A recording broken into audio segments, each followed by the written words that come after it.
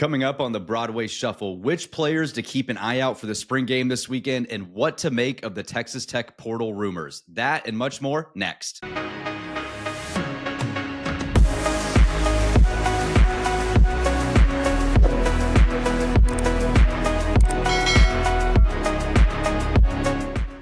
Welcome to episode 72 of the Broadway Shuffle. Wherever you may be and however you may be listening, we are certainly glad you are here. We've got Conrad and Clayton here tonight. Zyler is on a trip in Arizona, so he'll be back with us on Monday. But I am your co-host, Brennan, and thank you all for tuning in. We're going to get to some of the spring game need-to-know notes on this episode and address some of the portal rumors, not only in basketball, but also in football. But first, if this is your first time listening, whether on YouTube, Spotify, or Apple, would you do us a favor and hit that subscribe button? We appreciate you helping us continue to grow so we can make this the best show possible. Conrad, I want to throw it to you for our subscriber of the week. I know you had a great conversation with a gentleman in Fort Worth last week.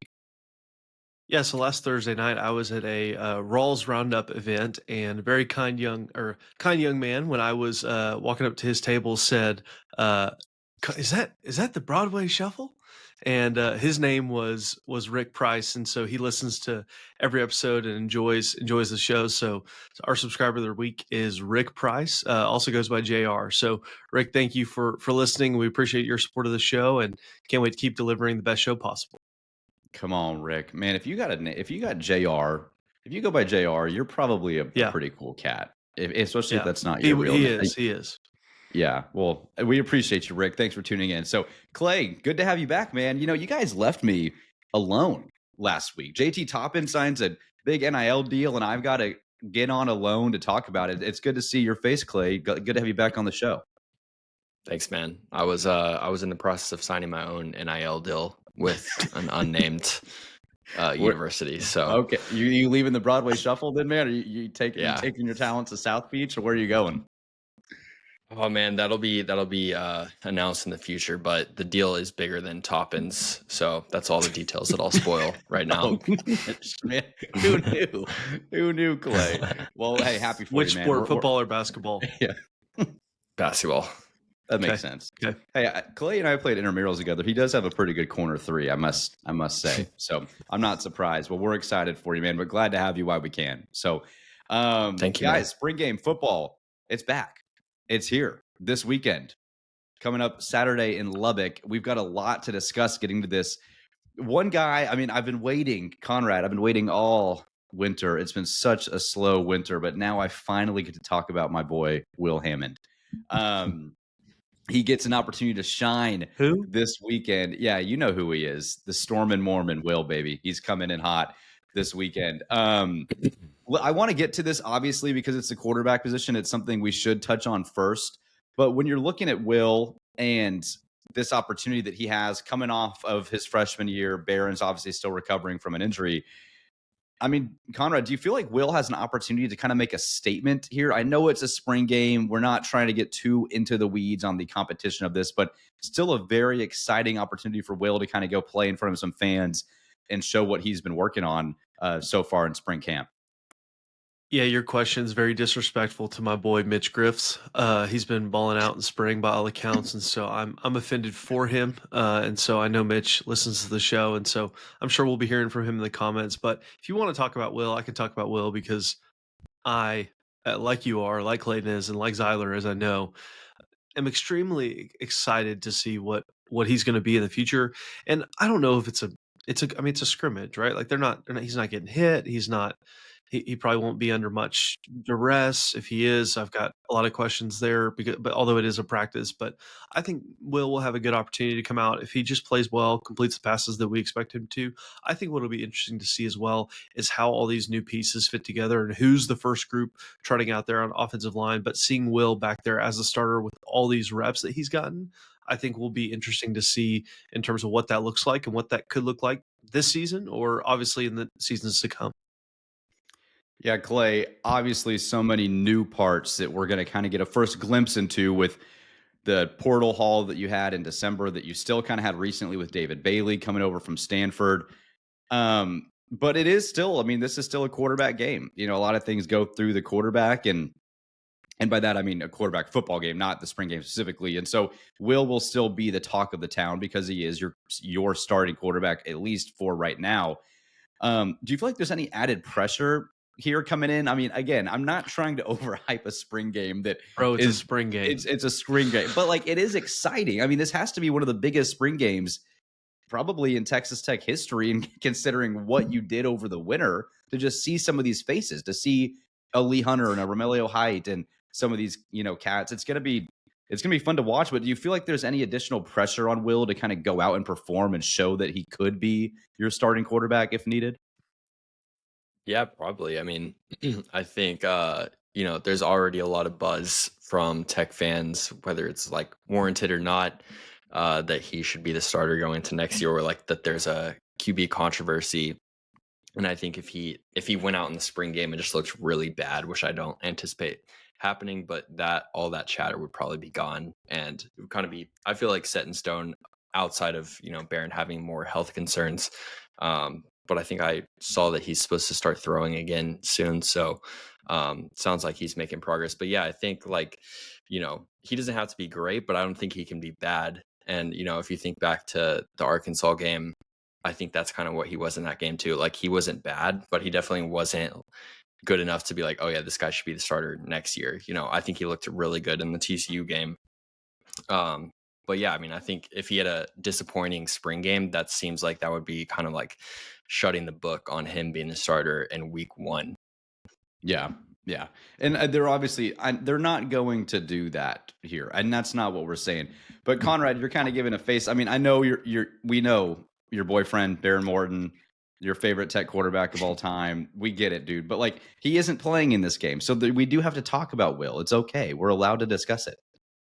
Yeah, we're allowed to discuss it. I just, it's a glorified scrimmage, a glorified practice with a few people in the stands. So if Will doesn't play well, I mean, I expect everyone to play well, right? Like, it's just not a real environment, nor do you really want it to be, because if it is, that means guys are going full speed. That means they're more risk for injury. There's a lot more things that can happen. I mean, I just want to see from everyone. I want to see the defense. I mean, I don't know if they're going to tackle to the ground. I don't know what they're going to do. I mean, it's just, I'm not going to be there. None of us are going to be there. I don't think it's televised, which is a good thing, so people can't come try and steal our players. But thinking about Will, I want to see him play well. I hope he does play well, because I want him to be a Texas Tech great quarterback after Barron's done, leading us to a Big 12 championship next year. But at the same time, you do want other guys to be excited about seeing. Like, I want to see Jacoby Williams. I want to see Quentin Joyner. I want to see Reggie Virgil. I want to see Terrence Carter. I want to see all these other guys too. And so Will, in this game, at least to me, not that I don't want him to have a great game, but he's kind of an afterthought, because unless something crazy happens, and I'm going to leave room for that, but unless something crazy happens, Will's not going to be the guy trotting out there game 1, snap 1, when you roll out there. Like, he's just not going to be that guy. I don't know if you guys are going to disagree, but I would be shocked if he was. So I'm more looking at how all these other pieces are going to fit into Coach Leftwich's scheme on the offensive side of the ball, and then Coach Wood on the defensive side of the ball. Yeah, we'll save that conversation for July, I guess. But I will say, we talked about this a little bit over the winter, but it is interesting to me. Like, the situation that Tech is in is pretty unique, because you obviously are happy with Barron. He had one of the best years that you've had at the quarterback position since Shimanek, I guess. But yet you've been just in love with this highly touted freshman that comes in against TCU, plays in the bowl game. Barron has surgery. Will gets to play and assume the starting reps for now.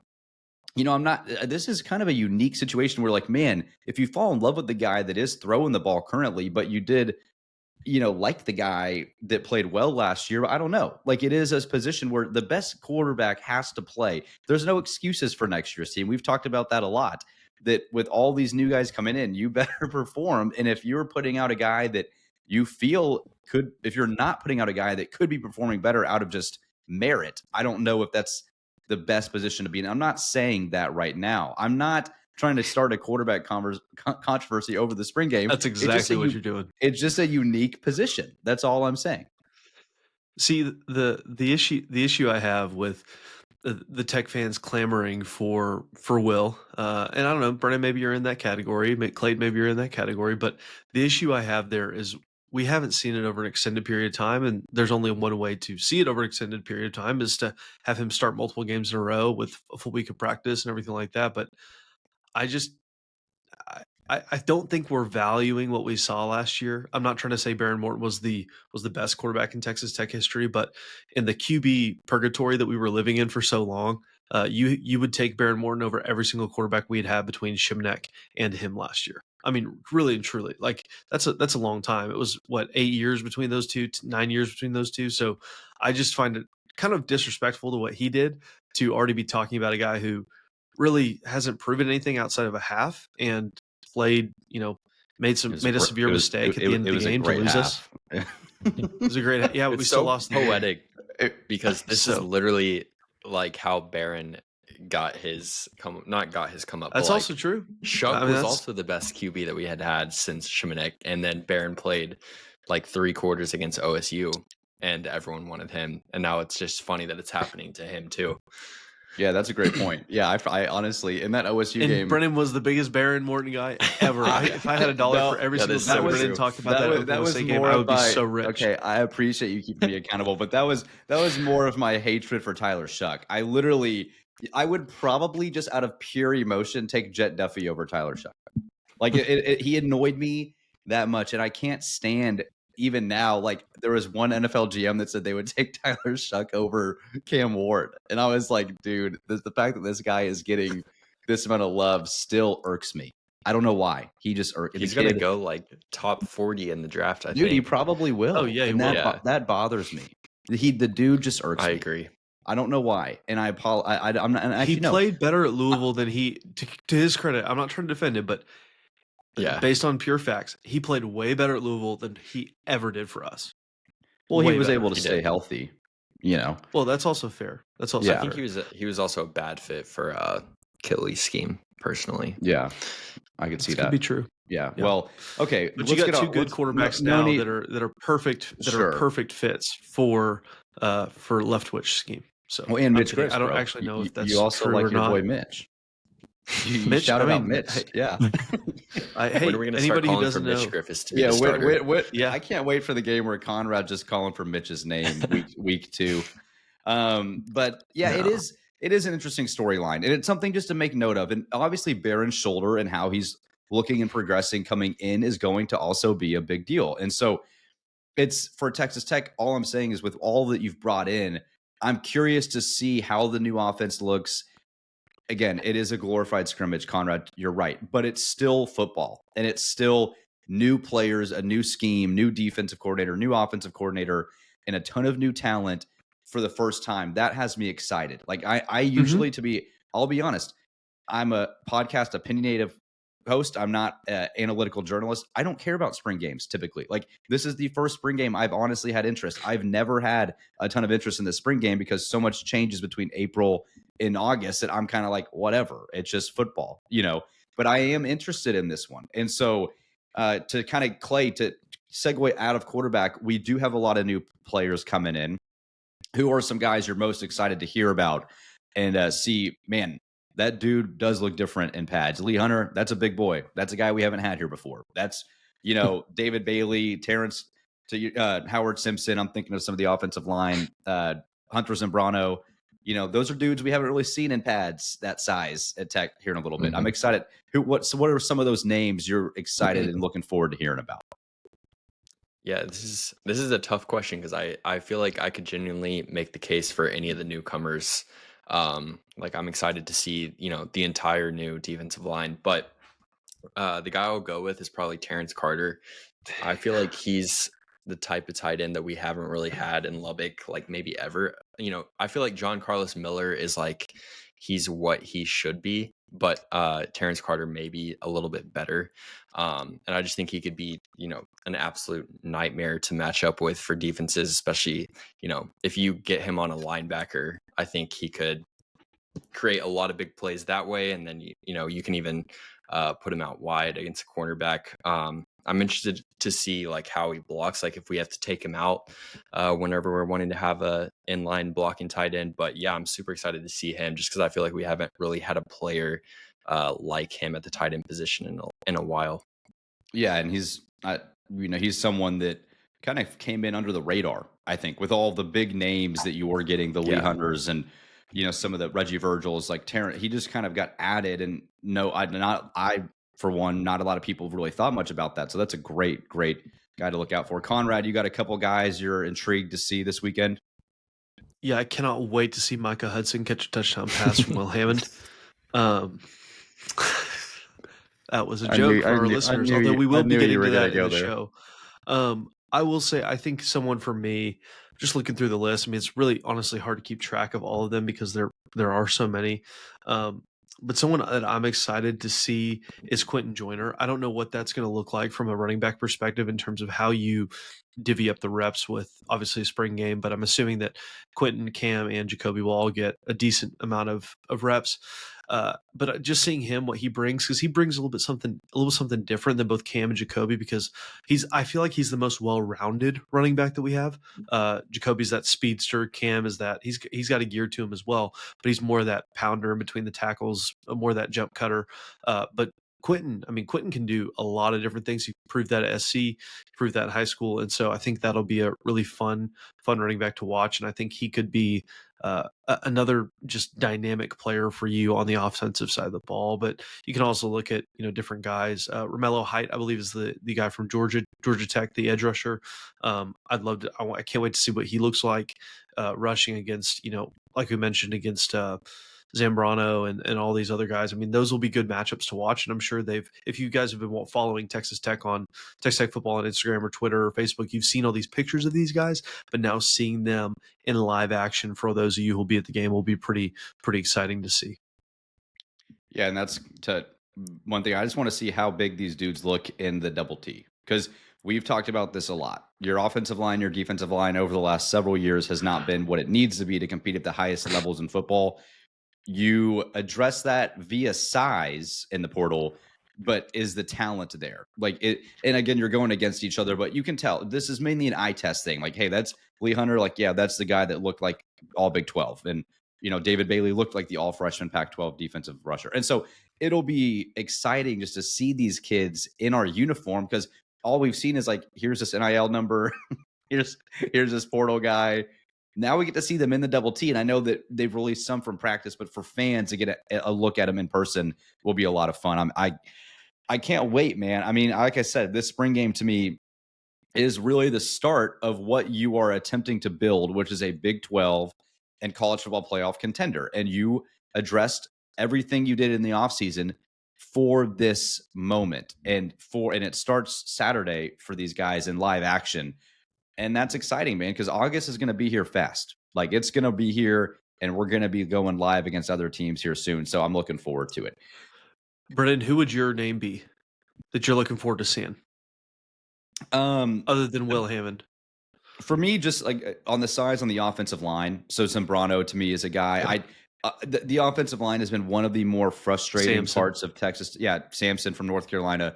That's been one of the more frustrating parts of Texas Tech football over the last, I don't know, probably since 2008, when you, so like the glory year, and you just haven't had a ton of success there really in the last decade or so. And so to see how those guys move and just their ability to pass block and run block for that matter as well too, that's what I'm most looking forward to. Are those guys what they lived up to? Because you also just don't know. Like Reggie Virgil at Ohio, you can see the speed on tape, you can see the hands. If he can get open. Like receivers, Terrence Carter, some of these guys.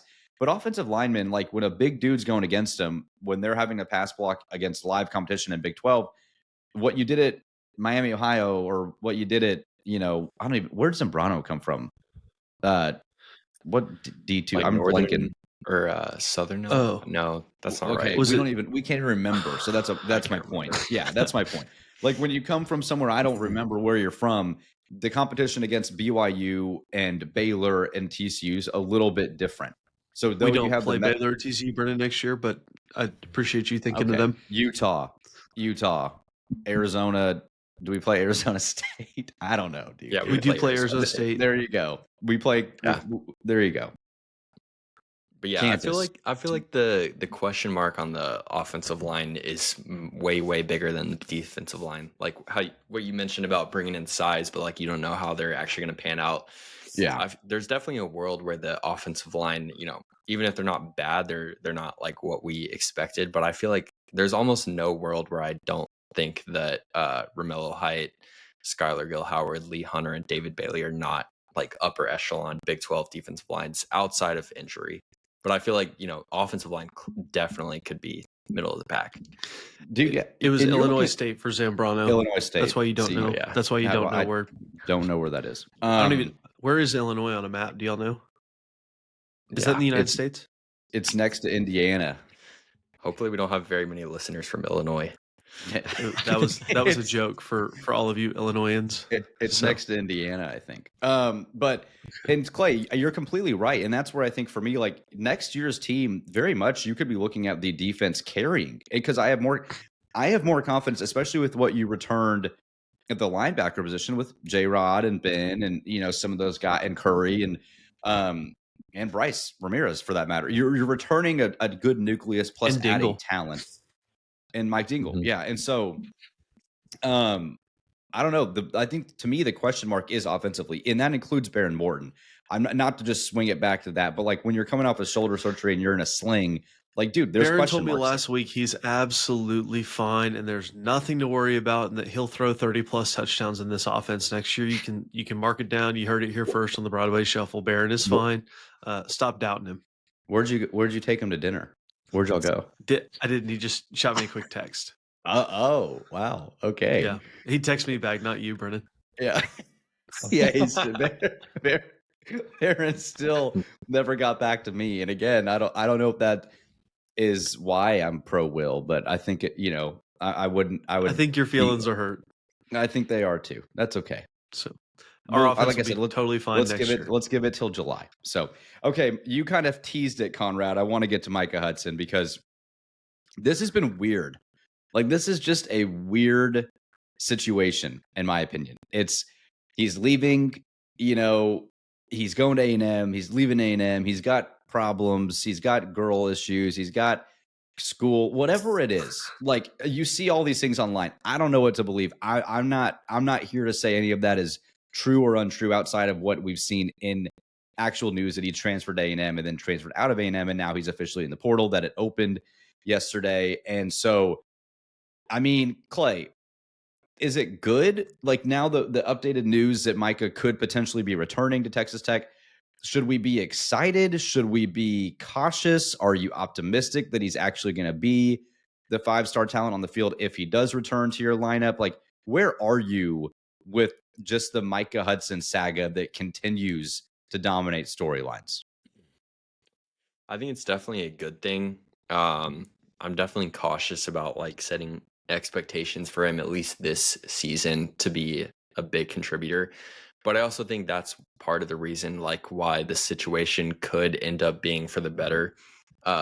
He transferred out, so you knew you were not going to count on him next year. You filled positions with Reggie Virgil. You went into the spring thinking like, we need a whole new receiver room. If you now get him back, then, it's kind of like last year where you weren't necessarily counting on him to have to be like this go-to guy. Now last year, of course, we were lucky to have guys like Josh Kelly. So hopefully someone else can step up into that role. But I think in the long run, like, this could be a good thing.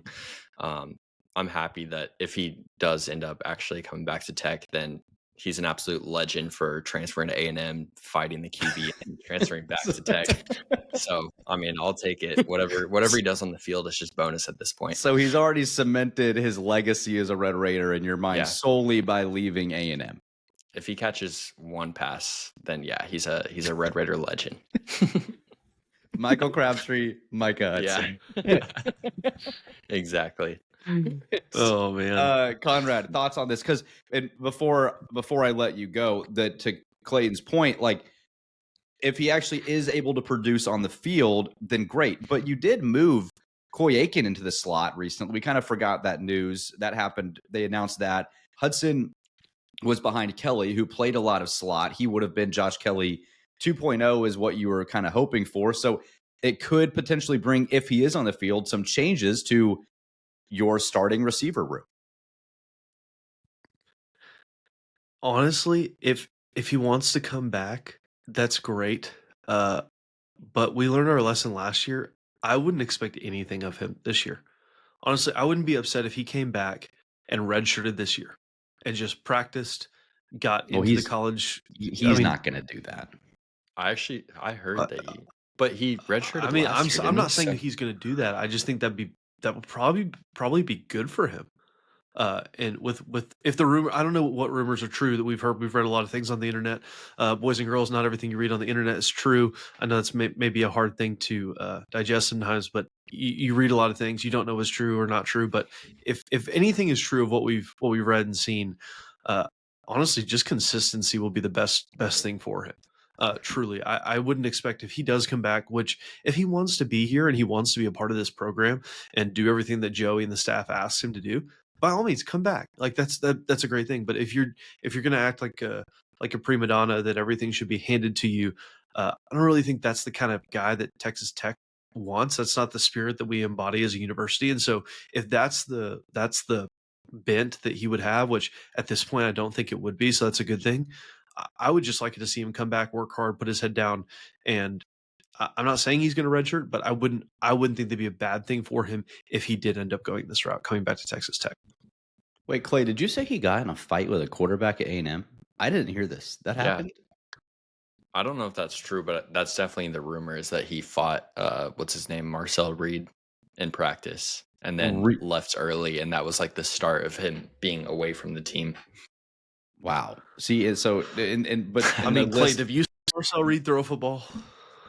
Yeah, I would. I'll tell you what, him too, probably. I'll tell you what, man. Will Hammond wouldn't put up with that. He just wouldn't. Will Hammond is a good thrower of the football. Yeah. Marcel Reed is anything but that. It's anything but that. Nico is out there. A&M, please. That would be the most A&M thing ever to go buy Nico. That would be incredible. We'll get into Nico in a sec. I do want to talk about him for a second, but yeah, it's Conrad. I understand that, but also if you're Joey and company and the staff and Coach Leftwich, are you like? He obviously was a 5-star talent for a reason, and you wanted him at your school for a reason a year ago, and you got him, which was great. But with what comes with him, at least what we've seen, and I'm not going to speak personally to his character. I've never met Micah Hudson. I don't know Micah Hudson, but I'm only talking from what we know as a collective and what he's done. Are you thinking you've got a bunch of new parts coming into the team? You've got some quarterback stuff moving with Barron being injured and coming back. Like, do you just openly accept him, give him what he wants, meet his commands, or are you as a coaching staff being very cautious? I would hope you would be. I don't know if he's necessarily a great program guy based off what we've seen the last 9 months.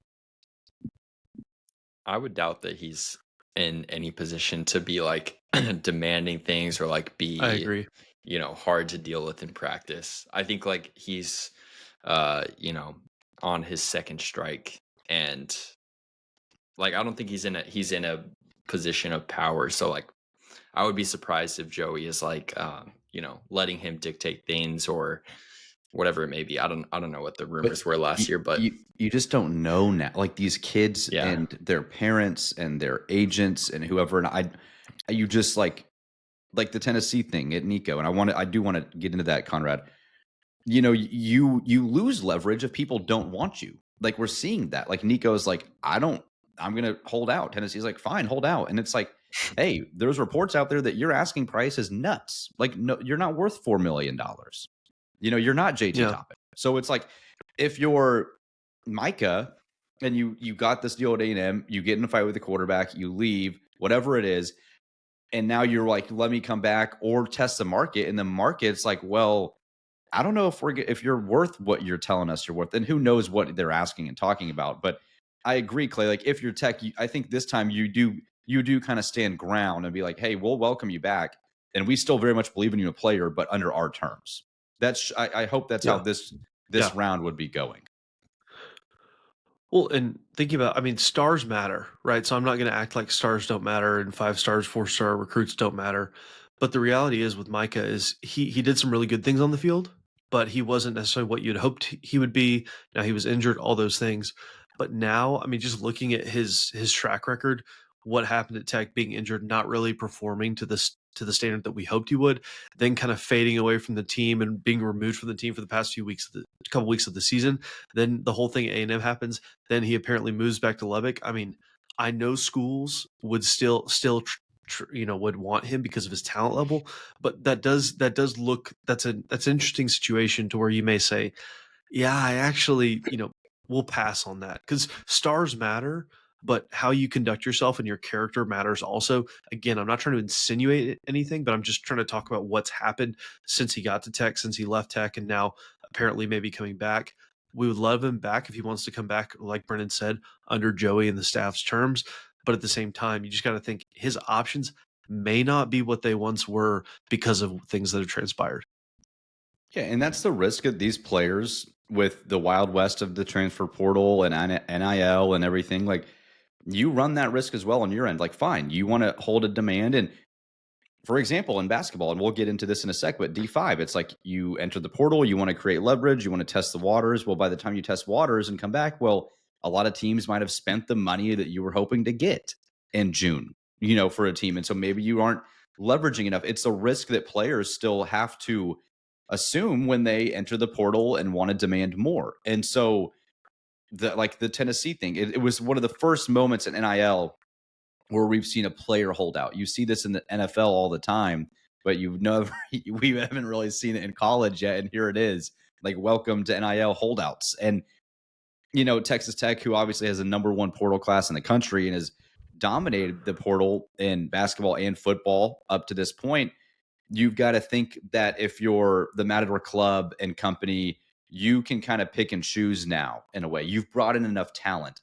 And so Micah would be a good addition. We think we really haven't seen enough on the field yet to know that at the collegiate level. But I think the Matador Club and Tech does such a good job where they're not just going to throw cash and a bunch of demands to Micah and be like, hey, please, like, come back to our locker room. You would, like, Clay, to your point, you address needs in the portal expecting to lose Micah. Yeah. And I don't know if we are actually in on that Syracuse receiver Pena that was reported a few days ago, but I'd be interested to see if we took Micah and then we still pursue him. That'll really, like, kind of tell you how they feel about Mike and what he can do for this team this next season. Yeah, that's a good point. In the spring portal, as we said, like, you will be losing guys as well after your spring game because the portal is now open up. People will kind of see, oh, this guy's going to play more. This guy's going to play. He might have jumped over me in this position group. And I don't think you'll lose any major guys, but there will be guys that will enter the portal from your team. And I hope there's not a lot of guys that you lose. We're like, dude, I was really hoping. And the receiver room might be one of those groups. And so that's going to be something to keep an eye on in the next week as that news does come out and gets addressed. So it should be fun. Okay, well, let's transition to basketball because there has been some stuff happening last week that we're excited to get into. But before I do that, I want to thank our sponsor for this episode, Watkins Insurance Group. For generations, Watkins Insurance Group has built a business on a simple idea that insurance is about people, not just policies. And Watkins has the experience and tenure of a nationally owned agency with the personal touch of a local neighborhood firm. That's the difference of working with Watkins, is where your success is always a priority. And you can reach out to Ty Harden through the QR code on the screen. So, all right, Clay, I was on CBS Sports yesterday. Gary Parrish for CBS, he releases a top 25 and 1 rankings. He had moved Texas Tech up to 6. And then I was like, let me go cross-reference this with ESPN. And John Borzello had us at 3. And so your transfer portal additions, the return of Toppin, the announcement of Anderson has got a lot of national media writers, pundits going, okay, Texas Tech is in the top 3 or 5. This team is going to be a national title contender early. Your thoughts on the success of Texas Tech's portal haul up to this point, and if we should be on the lookout for any other names here in the next couple of weeks? Yeah, I love the three ads that we've gotten so far: Atwell, Brian, and then Lawan Watts. Um, I really think Watts is like the perfect replacement for Darion if he chooses to stay in the draft or stay in the portal. So I think we've done a great job so far. Definitely still need someone else, maybe two, honestly, who can handle the ball. Uh, I don't think you can rely on Christian Anderson to handle the ball for like all 40 minutes of every game for the entire season. And I'm sure the coaching staff knows that too. But yeah, I mean, that's what, if you return Big 12 Player of the Year, second team All American, that's what happens is like the hype. And it's crazy seeing this hype because even, when Beard was here, I don't think we ever had a team that's going to be as highly ranked in the preseason as this next team. And like I've seen a lot of stuff where, if Darion were to return preseason number one, which honestly I buy that. Like if you look around the country, Tech returning Christian, Darion, JT, and then adding the transfers that we have, they'd have to be at worst third, if you want to put Purdue and Houston ahead of us. But yeah, I mean, I love the way that the portal class is shaping up. I just want to see who we get for that last ball handler. And it seems like they may be looking like the international route for that position because there's honestly not a lot left in the transfer portal that you can rely on and be a top 5 team. So I'll be interested to see where that goes. But yeah, what are y'all's thoughts? Yeah, well, the ESPN article, to your point on Purdue, it was Houston, Purdue, Tech. And Purdue, I know people are like Purdue, but like they're returning everyone. Braden Smith is coming back, who was the Big Ten Player of the Year. They've got a pretty much their whole core returning. And then Houston, yes, you're losing Cryer, but you are Usan, Sharp, Francis, or Tugler. You're getting some, and then also some of the top recruits in the country. So Houston and Kelvin Sampson are going to be back, and they're also in your conference. And so you're talking about two of the top 5-10 teams in the country in Texas Tech and Houston to start the year. It's great to see this that quickly and what the top end news did, and obviously the rise of Christian Anderson. And I love Leon Watts. I talked about him on the episode last week that you guys so rudely missed. And, I agree, Clay, like watching his tape, it's like, it makes me feel okay about losing D5 because he, to me, is a little more athletic version of him. I don't think he's as skilled yet, but maybe a little less productive, but I do think he's a little more athletic. And he is the same size. And, I think that you can kind of add more with him and Brian to replace D5's productivity, and what D5 did in the tournament is obviously something special when you average 23 plus points a game. And, who knows if Leon can take his game to that level, but at least on paper right now, it's a great ad to kind of fill that void. So Conrad, I know that you're just so excited to not talk about basketball until next December, but at least you're our hype. You've always been the hype guy on the pod. To see Texas Tech in some early preseason rankings into the portal season still got to be pretty exciting for you. Well, guys, let me just tell you this. I'm not wanting to talk about basketball. I just want to talk about football so much that basketball in my mind is just taking a back seat. But with the hype coming out, I mean, it is exciting. I mean, it's basketball hype like we've never seen before, and so it's just exciting to see the players that we brought in, and hopefully seeing what we could do, with bringing maybe another ball handler like Clayton said in, but also what you could do if maybe somehow, some way, D5 returns. But if you never know what'll happen there. So I'm thrilled about basketball. I think it'll be good. I mean, everything Grant McCastle touches turns to gold, so I'm not really concerned about that. I think this team is going to be fantastic, and you should be excited about them, but we got a Big 12 championship to win in football first. Yeah, I will say though, maybe this can be another divide on the podcast, but like I am slowly just like, man, Texas a basketball school. I'm not I going thought that's there. where you were going with that. I'm not going there completely yet, but we do have an episode on that if you want to check it out. It's really good, and I think Clay and I make some very valid points on why Texas Tech should be considered one of the top basketball programs in the country. But Conrad, thank you for that. I am so excited though. Like I remember, you should be. If we go back to 2019 and you lose in the Natty, and then you bring in McCullough and Shannon, and you've returned Kyler Edwards, who looked so sexy at the time, post Final Four run, and this, and you're like hyped, and like we kind of low key stunk, right? Like, I mean, TJ Holyfield and Clark were not what you would want, on a contending basketball team. Though Jemias, but this team, it's like you're returning two of the best players in the conference, and then you've added with this is 6 years now where the portal's way different than it was 6 years ago, obviously, and so I am so excited for November. I can't wait for a November where I'm like, I hope the football team is competing for a Big 12 championship, but I'm like going to be tuned into basketball like very intently early. It's something For sure. It's like, and that's what's really exciting about your program and your athletic program as a whole. And by the way, shout out to the cheerleaders. I don't know if y'all knew this, but like they won a natty again. I just saw that on our Facebook thing. I saw that. So like you're winning national. Didn't the softball team do or the tennis team do something? They're like ranked number 1 in the Big 12 tournament. Dude, like we gotta start diversifying our podcast, don't you think? At least maybe we should touch on tennis and cheerleading. I think we could really commentate.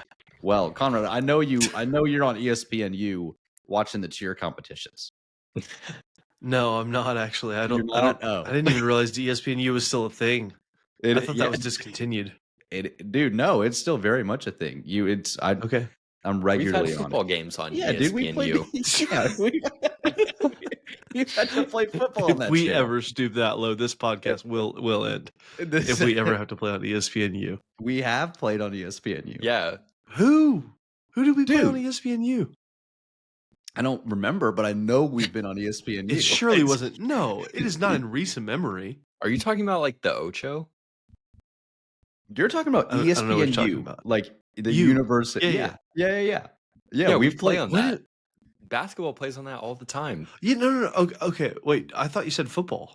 Football probably has too, and football's also played on FS2 at like 11. Well, I knew football had played on FS2. I didn't know we had played on ESPN Plus. ESPN Plus. ESPN Plus. I knew we had. I just thought ESPN. I didn't even know it existed.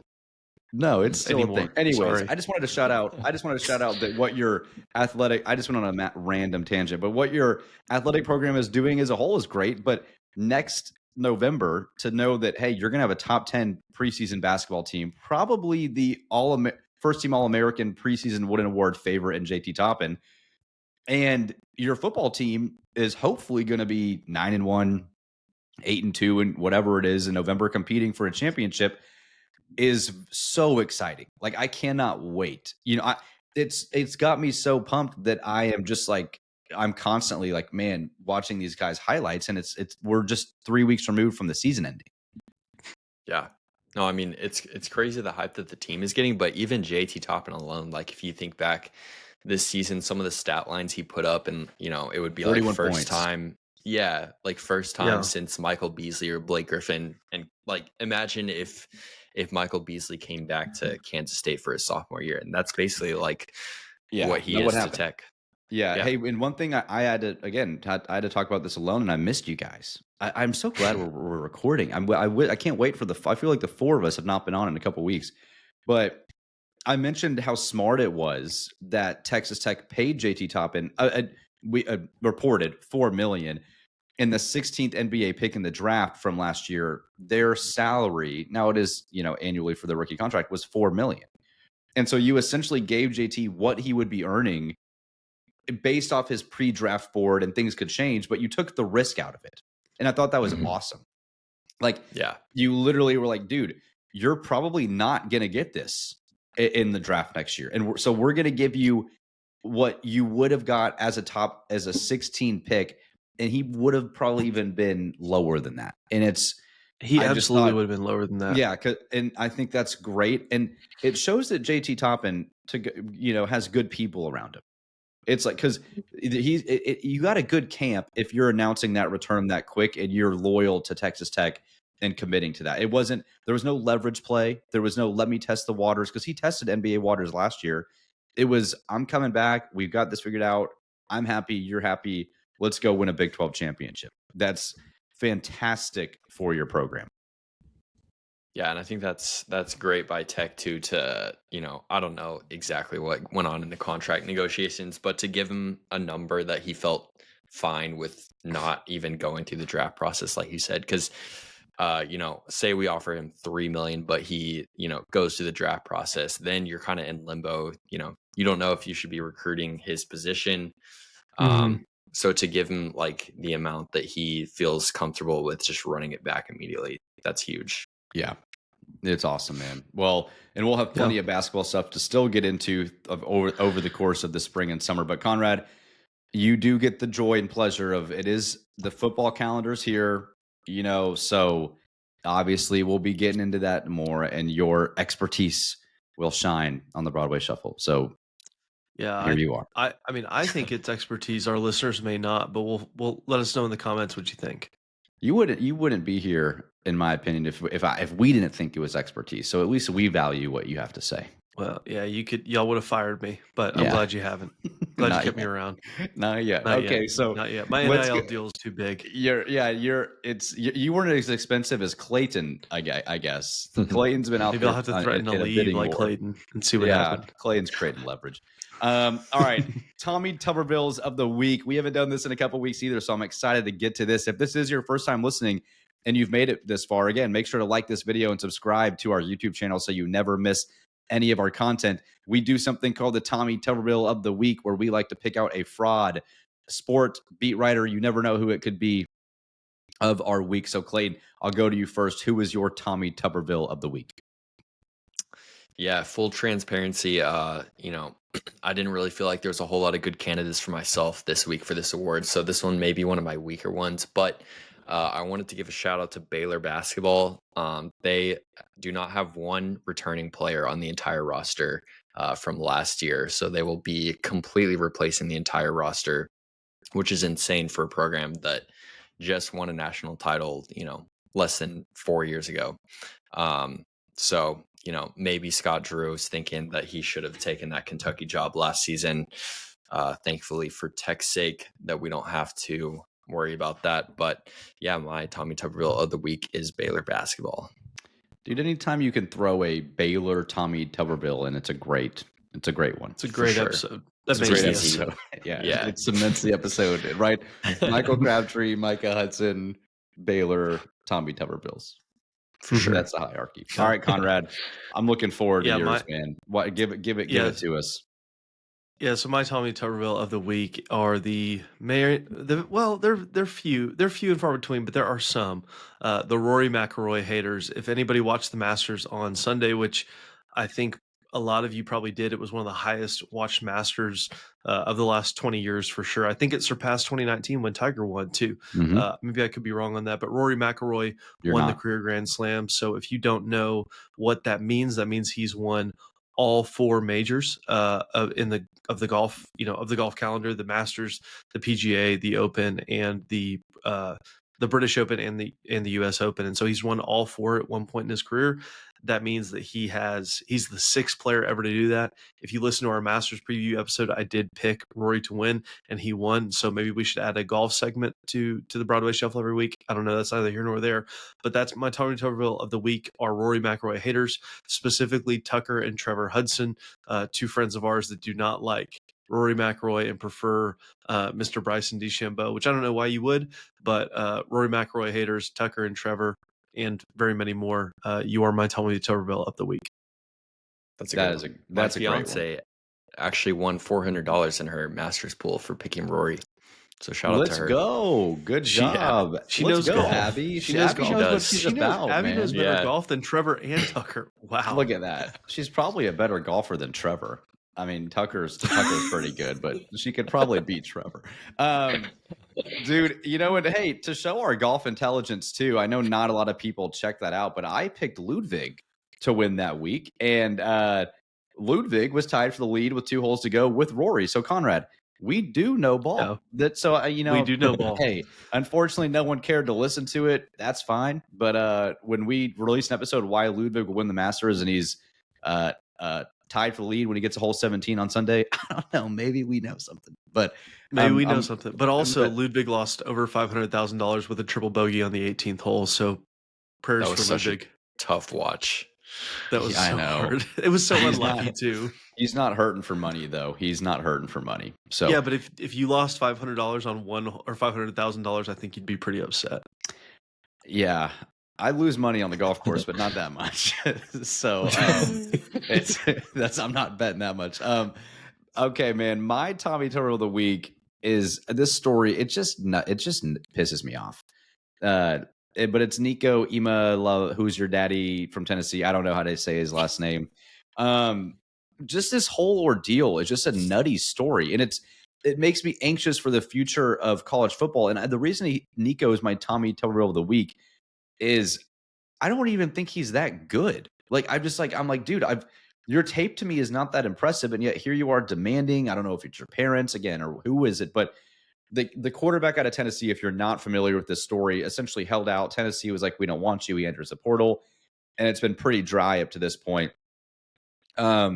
And I just think it's not a good look. I don't think it's a good look for college athletics. I don't think it's a good look for Nico or Tennessee for that matter.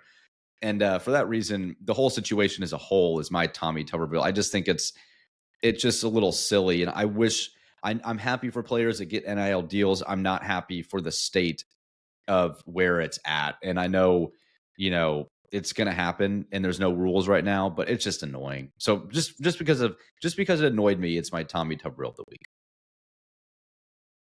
That's solid. Good one. And we will be releasing an episode here in the next month. We've got it scheduled. We're going to go through how we would fix college athletics. So what's going on with NIL, how the Broadway Shuffle would fix it. And we're excited to do that because we'll obviously tie that into some of what Texas Tech could be looking for in the future as well under our new guidelines, which will be exciting. So we'll get into that a little bit too. So, all right, Clay, why don't you close us? Zyler's not here, but you do such a good job with Tech Trivia when he's not around. So why don't you close us with the Tech Trivia question of the week? All right. So yeah, NFL draft coming up next week. So I wanted the trivia question to be, can you name the first round picks from Texas Tech since Leach? But there's so few that was a little too easy. So the question is, there's been 5 day 1 and 2 picks in the NFL draft from Tech since Leach left. Can you guys name all 5? There's 3 in the first round and then 2 in the second and third rounds. Dude, that is a tough question. Wow. Pat, Tyree. Yep. That's 2. Is Jakeem on there? He didn't get drafted on the first 2 days. He was a 6th round pick, wasn't he? He was a 6th round. Yeah, LaRaven Clark.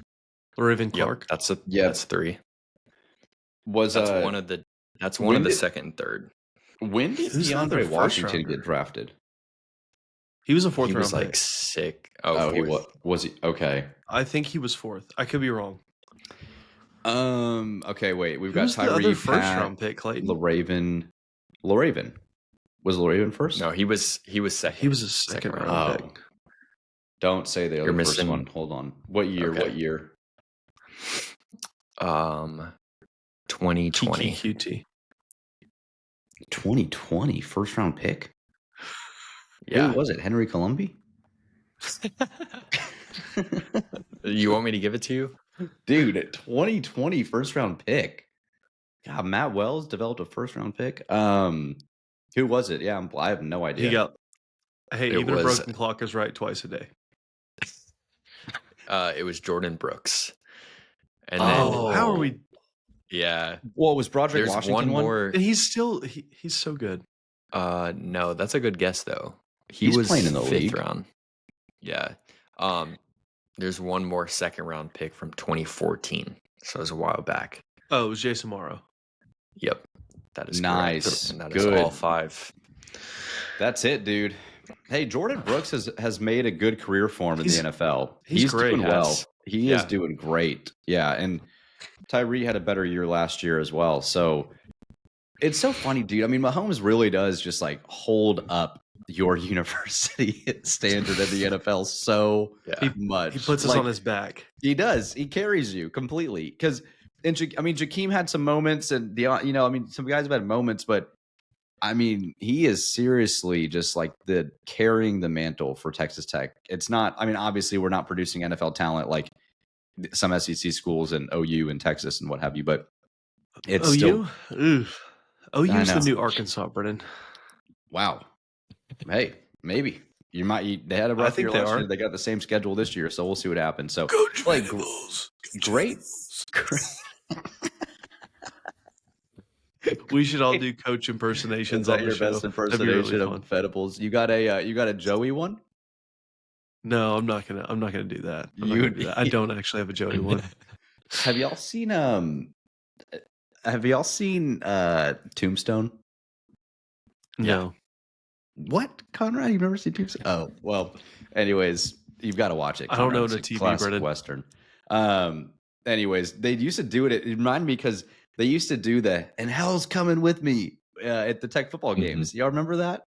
And it was always on defense, and it was during like Jordan Brooks and their era. So I don't know. It just made me think of it. Random thought of the day. Okay, let's close the show. All right, man. Well, we'll be back.